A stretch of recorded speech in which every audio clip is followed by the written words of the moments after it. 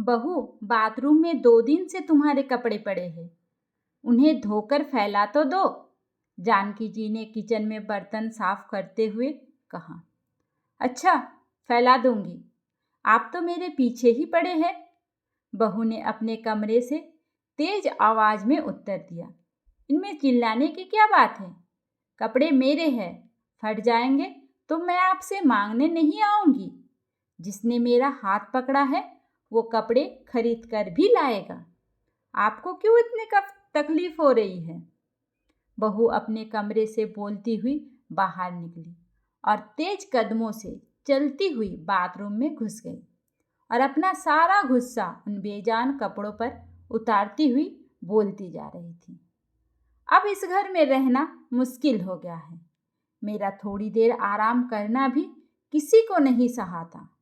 इस घर के लोग चाहते हैं कि मैं नौकर बनकर सारे मकान की सफाई करूं, सबकी सेवा करूं, जैसे मेरा शरीर हाड़ मांस का नहीं पत्थर का है।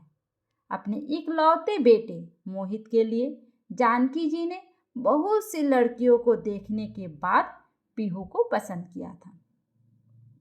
दूध की तरह गोरी और बहुत ज़्यादा पढ़ी लिखी खूबसूरत पीहू को देखते ही जानकी जी ने उस पर मोहित सी हो गई थी और घर आते ही सबको कह दिया था कि मेरी बहू बनेगी तो पीहू ही, वरना मोहित भले ही कुंवारा रह जाए। इस तरह जानकी जी ने 2 साल पहले अपने बेटे का विवाह पीहू से कर दिया था। पीहू अपने पूरे परिवार की लाडली थी, विशेषकर अपनी माँ की। इसलिए वो थोड़ी जिद्दी, अहंकारी और स्वार्थी थी। उस घर में उसकी माँ की ही चलती थी। जिद, अहंकार और स्वार्थ में वो बिल्कुल अपनी माँ पर गई थी। बचपन से ही पीहू को उसकी माँ ने यही पाठ पढ़ाया कि ससुराल जाने के बाद जितनी जल्दी हो सके अपना अलग घर बना लेना। परिवार में रहेगी तो सास ससुर की सेवा करनी पड़ेगी। वैसे तो जानकी जी के परिवार में भी किसी भी चीज़ की कोई कमी नहीं थी, पर पीहू के परिवार के मुकाबले उनकी स्थिति कुछ कमजोर थी। जानकी जी के पति किशन जी एक कंपनी में काम करते थे। वेतन कम था, पर उसी कम वेतन में उसकी पत्नी जानकी जी अपने घर को बड़े ही सलीके से चला रही थी। साथ ही अपने इकलौते बेटे मोहित को भी उन्होंने अच्छा पढ़ाया लिखाया था। इस समय मोहित एक विदेशी कंपनी में मैनेजर के पद पर काम कर रहा था, जिसकी शाखाएं देश भर के बड़े बड़े शहरों में थी। मोहित को अक्सर अपनी कंपनी की अलग अलग शाखाओं का दौरा करना पड़ता था। मोहित जानता था कि कितनी कठिनाई से उसके मम्मी पापा ने उसे अच्छी शिक्षा दिलवाई है। इसलिए उसका झुकाव हमेशा अपने माता पिता और अपने घर की ओर रहता था। वो अपने वेतन में से कुछ पीहू को देकर बाकी सारा पैसा अपनी मम्मी के हाथों में रख देता था। 4-5 महीने तो पीहू ने ये सब देखकर सहन कर लिया। यहाँ की सारी स्थितियों की जानकारी वो अपनी माँ को बताना कभी भी नहीं भूलती थी। हर रात दिन भर की सारी बातें वो अपनी माँ को बताया करती और माँ उसे अपना गुरु मंत्र देना कभी भी नहीं भूलती थी। करीब 5 महीने बाद पीहू ने पहले तो अपने पति को काबू करना शुरू किया और जब वह बात नहीं बनी तो उसने अपनी सास जानकी जी से बात में झगड़ा करना शुरू कर दिया। एक बार जो उसका मुंह खुला तो उसने जानकी जी की हर ईंट का जवाब पत्थर से देना शुरू कर दिया। अब तो इस घर में हर दिन सास बहू में झगड़ा होने लगा।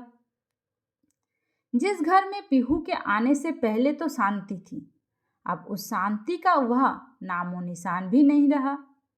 अब जानकी जी दोपहर में घर से थोड़ी दूर एक कमरे में गरीब बच्चों को पढ़ाने में बिजी रहने लगी। किशन जी एक शांत व्यक्ति होने के नाते दोनों को कुछ भी कह नहीं पाते थे। पत्नी को अधिक प्यार करते थे, इसलिए उसे अपने तरीके से समझा दिया और बहू के मुंह लगना उचित नहीं समझा। इसलिए वे अपने ऑफिस से लेट आने लगे। मोहित की भी यही स्थिति थी। जिस माँ ने तमाम मुसीबतें झेलकर उसे पाला पोसा, पढ़ा लिखा कर इस लायक बनाया कि वो इज्जत की रोटी कमा सके, उनसे वो कठोर बातें बोल ही नहीं सकता था। लेकिन पीहू के सामने उसकी हिम्मत ही नहीं होती थी। उधर पीहू रात दिन मोहित के कान भरने लगी कि अब वो इस घर में नहीं रहेगी।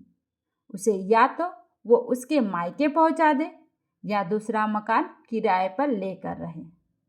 शाम को जब मोहित ऑफिस से आया तो सीधे अपने कमरे में गया। कमरे में पीहू बाल बिखेरे अस्त व्यस्त कपड़ों में गुस्से में बैठी थी। मोहित ने उससे पूछा, आज क्या हुआ? इस तरह क्यों बैठी हो? आज फिर से माँ से झगड़ा हुआ क्या? और क्या, तुम्हारी माँ मुझसे प्यार से बात करती है? शेरनी की तरह गुर्राते हुए पीहू ने कहा और उसकी आंखों से आंसू बहने लगे। इसी के साथ दोपहर का सारा किस्सा पीहू ने नमक मिर्च लगाकर बता दिया। आदमी सब सहन कर सकता है, पर सुंदर स्त्री के आंसू वो सहन नहीं कर सकता। मोहित ने फौरन अपना निर्णय सुना दिया कि वो कल ही इस घर को छोड़ देगा। यह बात सुनते ही पीहू के आंसू कपूर की भांति उड़ गए। सोते जागते रात गुजर गई।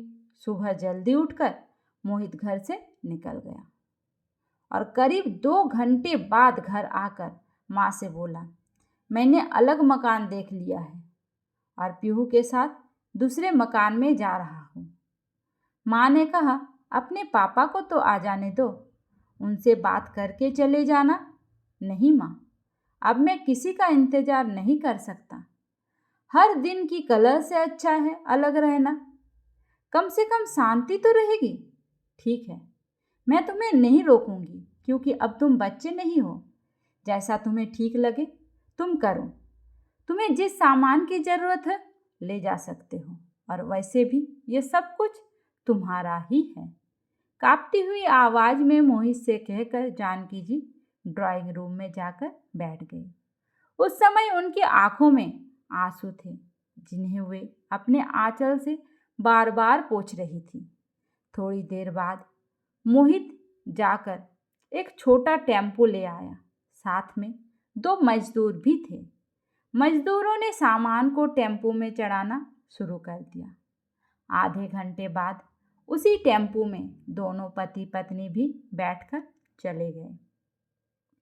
जानकी जी की हिम्मत नहीं हुई कि वे बाहर निकलकर उन दोनों को जाते हुए देखें।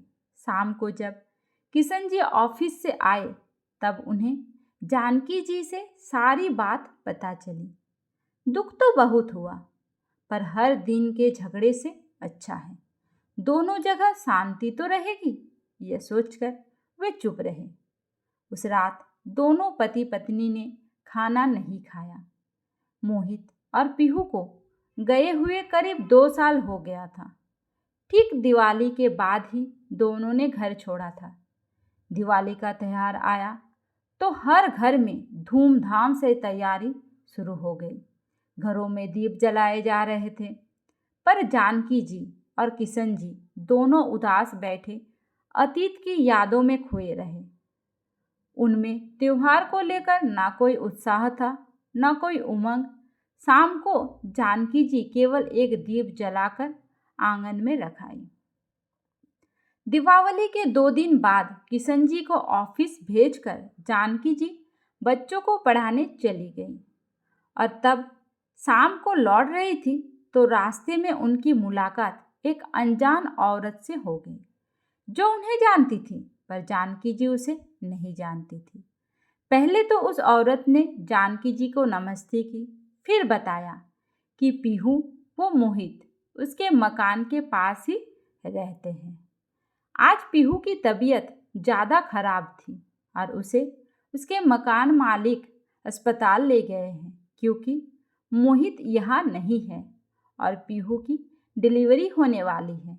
जानकी जी ने जब उस औरत से पूछा कि पीहू के मकान मालिक ने उसे किस अस्पताल में लेकर गए हैं, तो उसने सिटी अस्पताल का नाम बता दिया। जानकी जी जल्दी से घर आई और एक थैले में कुछ जरूरी सामान रखा। अलमारी में जो पैसा रखा था उसे लिया और घर को ताला लगाकर ऑटो से सिटी अस्पताल चली आई। वहाँ जाकर जब पीहू के बारे में पता किया तो पता चला कि बच्चा नॉर्मल नहीं हो सकता, इसलिए डॉक्टर पीहू को ऑपरेशन थिएटर में ले गए हैं। तभी नर्स ने आकर आवाज़ लगाई कि पीहू के साथ कौन है। डॉक्टर एक फॉर्म पर साइन करने और ऑपरेशन फीस जमा कराने के लिए बुला रहे हैं। जानकी जी नर्स से जब पीहू के बारे में पूछ रही थी, तब वहीं पर पीहू के मकान मालिक भी खड़े थे। वो समझ गए कि ये महिला शायद मोहित की माँ है, तभी इतनी बेचैनी से पूछ रही है। उन्होंने हाथ जोड़कर जानकी जी को नमस्ते किया और फिर सारी बातें उन्हें बता दी। जानकी जी उन्हें बता दिया कि वो पीहू उनकी बहू है। जानकी जी उस नर्स के साथ डॉक्टर के कमरे में चली गई और डॉक्टर को नमस्ते कर उन्हें अपना परिचय दिया कि पीहू उनकी बहू है और वो ऑपरेशन की फीस जमा कराने आई है। पहले तो डॉक्टर ने उनसे एक फॉर्म पर साइन करवाए और फिर ऑपरेशन के लिए 40,000 रुपये जमा कराने को कहा। डॉक्टर साहब, अभी तो आप 20,000 रुपये जमा कर ले, बाकी पैसा मैं अपने पति से फ़ोन करके मंगवा लेती हूँ। तब तक आप उसका ऑपरेशन शुरू करें। मुझे किसी भी हालत में जच्चा और बच्चा दोनों स्वस्थ चाहिए। डॉक्टर ने कहा, ज़्यादा घबराने की ज़रूरत नहीं है, सब ठीक होगा। हाँ, आप ये पैसा काउंटर पर जमा कर दें और रसीद ले लें। वहीं से आप अपने पति को फ़ोन भी कर दें। डॉक्टर के पास से आकर जानकी जी ने काउंटर पर जाकर पैसा जमा कर दिया और रसीद लेकर वहीं से किशन जी को भी फ़ोन करके सारी बातें बता दी। साथ ही ये भी कह दिया कि जल्दी से 20,000 रुपये लेकर आ जाए। करीब 1.5 घंटे बाद किशन जी वहाँ पर पैसा लेकर पहुँच गए, लेकिन पीहू के मम्मी पापा अभी तक नहीं आए। किशन जी ऑपरेशन रूम के पास एक बेंच पर जानकी जी के पास बैठकर इंतजार करने लगे। थोड़ी देर बाद एक नर्स जानकी जी के पास आकर पूछने लगी कि पीहू के साथ कौन आया है। जानकी जी ने कहा, मैं हूँ। नर्स ने कहा, बधाई हो, लड़की हुई है। नर्स ने कहा, बच्ची और उसकी माँ दोनों स्वस्थ है। फिर थोड़ी देर बाद एक नर्स ने लड़की को गोदी में लाकर जानकी जी को दिखाया, जिसे बड़े प्यार से उन्होंने पहले तो देखा, फिर उसका माथा चूम अपने पति से कुछ इशारा किया। किशन जी ने 1,000 रुपये निकाला और नर्स को देते हुए कहा कि यह मेरी तरफ से आप सब लोगों को मिठाई खाने के लिए है। थोड़ी देर बाद पीहू को एक स्ट्रेचर पर लिटाकर वार्ड में लाया गया। उस समय तो वो बेहोश थी। वार्ड में एक बिस्तर पर लिटाकर उसके पास पालने में बच्ची को भी लिटा दिया। जानकी जी वही बेंच पर कभी बच्चे को तो कभी पीहू को देखती रही और पति को घर भेज दिया। करीब 5 घंटे बाद पीहू को होश आया। उसकी आंखें खोली तो देखा उसकी सास जानकी जी उसके पास बैठी हुई है और उसकी गोद में एक बच्चा है। जानकी जी कहे, लक्ष्मी आई है, ठीक तुम्हारी तरह। तुम भी शायद जब पैदा हुई होगी तो ऐसी ही होगी। जानकी जी ने मुस्कुराते हुए कहा और पीहू के माथे पर हाथ फेरने लगी। पीहू को बड़ा अच्छा लग रहा था।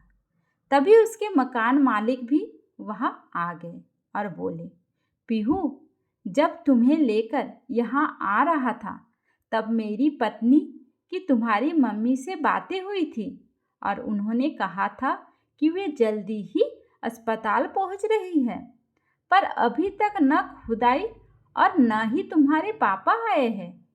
शाम हो गई थी, अभी तक जानकी जी ने कुछ भी नहीं खाया था, बल्कि चाय तक भी नहीं पी थी। रात भर वो बेड के पास स्टूल पर बैठी कभी पीहू का सिर दबाती तो कभी बच्ची के रोने पर उसे उठाकर घुमाती। इस तरह जिम्मेदारी को ढोते उनकी सारी रात आंखों आंखों में कट गई। सुबह किशन जी थर्मस में चाय लेकर पहुंच गए और दोनों को कपों में डालकर चाय दी। फिर पत्नी की ओर देखते हुए कहा, तुम अब घर जाओ, मैं यहाँ बैठता हूँ। कल से तुमने खाना भी नहीं खाया। तुम्हारा खाना किचन में कल से ज्यों का त्यों बना हुआ रखा है। घर जाओ और पीहू के लिए खिचड़ी बनाकर लेती आना। तब तक मैं यहाँ पर बैठता हूँ। आज मैंने ऑफिस से छुट्टी ले रखी है। जानकी जी दोनों को बहुत सी हिदायतें देकर चली गई। किशन जी वही बेंच पर बैठ गए। करीब 1 घंटे बाद कुछ सोचकर पीहू से कहने लगा, बेटा, मैं जरा बाहर बैठता हूँ। कोई चीज़ चाहिए तो नर्स से कहलवा देना। और वर्ड से बाहर निकल गए। पीहू के बगल वाले बेड पर भी एक महिला को ऑपरेशन से बच्चा हुआ था। उसकी देखभाल के लिए उसकी माँ वहीं पर बैठी हुई थी। जब किशन जी वर्ड से बाहर चले गए तब वो औरत अपनी जगह से उठकर पीहू के बेड के पास आ गई और पूछने लगी, तुम्हारे मम्मी पापा अच्छे स्वभाव के मालूम पड़ते हैं। खासकर तुम्हारी मम्मी तो बहुत ही अच्छी है। बेचारी रात भर तुम्हारी सेवा करती रही है। ये दोनों मेरी मम्मी पापा नहीं, सास ससुर है क्या? वो औरत हैरानी से पीहू का मुंह देखने लगी। फिर उसने कहा, क्या दुनिया में ऐसे भी सास होते हैं जो कल से बिना खाए पिए अपनी बहू की सेवा कर रही है? बेटी, तुम बहुत खुशनसीब हो जो तुम्हें ऐसे सास ससुर मिले हैं। पूरा वर्ड अब तक यही समझ रहा था कि ये तुम्हारे मम्मी पापा है। कोई सास अपनी बहू के लिए इतना कर सकती है, ये मैंने पहली बार देखा है। अगर हर सास तुम्हारी सास जैसी हो जाए तो कोई बहू जलकर नहीं मरेगी, कोई बहू गले में फंदा डालकर नहीं मरेगी, कोई बहू जहर खाकर या गाड़ी के नीचे आकर अपनी जान नहीं देगी। मैं तो तुम्हें यही कहूँगी कि कभी अपने सास को तकलीफ मत देना, कभी उनसे कठोर बातें मत बोलना, और बेटी सच्चे मन से उनकी बुढ़ापे में सेवा करेगी तो इस बुढ़िया की आत्मा तुम्हें आशीर्वाद ही देगी। इतने में एक नर्स पीहू को इंजेक्शन लगाने आ गई और वो औरत अपने बेटी के पास वापस चली गई। पीहू सोचने लगी कि उसकी मम्मी भी एक औरत है और उसकी सास भी, पर दोनों में कितना फर्क है। एक केवल शासन करना चाहती है, दूसरी नम्रतापूर्वक अनुसरण। एक किसी के घर को तोड़ना चाहती है तो एक घर को बचाने के लिए खुद तकलीफ उठाती है। एक में दिखावा है, अभिमान है, तो दूसरी गंभीरता और सहजता है। पहली नारी है इसलिए सामान्य है, दूसरी सम्मान के साथ श्रद्धा और प्रेम का पात्र भी है। एक केवल जननी है तो दूसरी माँ। पीहू की आंखें छलक रही थी। बेटा, चाय पी लो। किशन जी की आवाज़ से पीहू का ध्यान भंग हो गया। पीहू ने बड़े ध्यान से अपने ससुर की ओर देखा और सोचने लगी, इस व्यक्ति ने आज तक मुझे बेटा के सिवा और किसी नाम से बात नहीं की और ना ही कभी कठोर शब्द बोले। इन लोगों के साथ गलत व्यवहार करके मैंने बहुत बड़ा अपराध किया है। करीब 10 बजे जानकी जी खिचड़ी और कुछ साफ सुथरे कपड़े लेकर आ गई और पीहू को धीरे से बैठाकर चम्मच से अपने हाथ से खिचड़ी खिलाने लगी। आज पीहू को यह खिचड़ी मोहन भोग के समान लग रही थी। शाम को करीब 6 बजे पीहू के पापा और उनकी मम्मी ने एक साथ वार्ड में प्रवेश किया। उस समय सास जानकी जी पीहू के बालों में कंघी कर रही थी। बेड के दूसरी तरफ एक खाली बेंच पर वे दोनों बैठ गए। दोनों का यहाँ आना ऐसा लग रहा था कि जैसे किसी पार्टी में आए हो। दोनों ने औपचारिकता वंश हाथ जोड़कर जानकी जी को नमस्कार किया, फिर उनसे कोई बात नहीं की। एक थैले में कुछ सामान रख कर जानकी जी उठते हुए कहा, पीहू, जितना मुझसे बन सका मैंने कर दिया। अब तुम्हारे मम्मी पापा आ गए हैं, अब मैं अपने घर जा रही हूँ। तुम भी 1 सप्ताह बाद अपना टाका कटवा कर अपने घर चली जाओगी। और हाँ, आज तक की दवाइयों का और अस्पताल का जितना भी बिल बना था उसका भुगतान मैंने कर दिया है, जिसकी सारी रसीदें तुम्हारे तकिए के नीचे रखी है। मोहित आएगा तो उसे मेरा आशीर्वाद कह देना। इतना कहकर चलने के लिए जैसे ही उन्होंने कदम बढ़ाया, अचानक लगा कि उनका आंचल कहीं फंस गया है। उन्होंने पीछे मुड़कर देखा तो पीहू उनका आंचल पकड़े हुए और डगबगाई आंखों से उन्हें ही देखे जा रही है।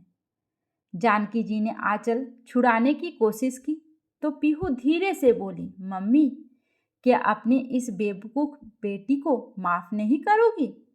जानकी जी ने झट से पीहू को अपने गले से लगा लिया और उस समय उनकी भी आंखें छलछला उठी। उन्होंने उसके माथे को सहलाते हुए कहा, पगली, कभी माँ भी अपनी बेटी से नाराज होती है? खुद को बेवकूफ क्यों कहती हो? अरे, सैकड़ों लड़कियों में से चुनकर तुम्हें मैं अपने घर लाई थी, तो तू बेवकूफ कैसे हो सकती है?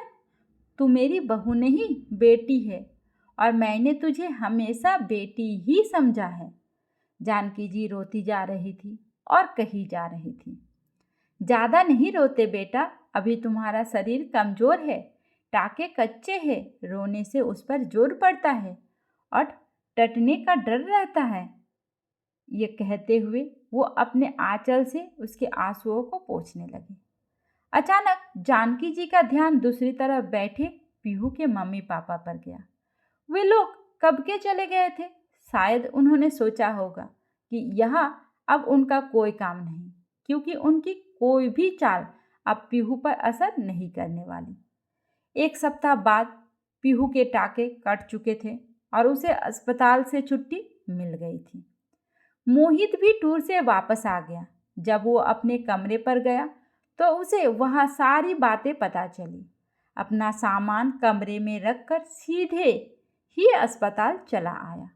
माँ को पीहू के पास देखकर पहले तो ग्लानि से मोहित के पाँव ही आगे नहीं बढ़ पा रहे थे, लेकिन जब उसने पीहू और अपनी मम्मी को मुस्कुराते हुए देखा तो मम्मी के पास जाकर उनके पैर छुए।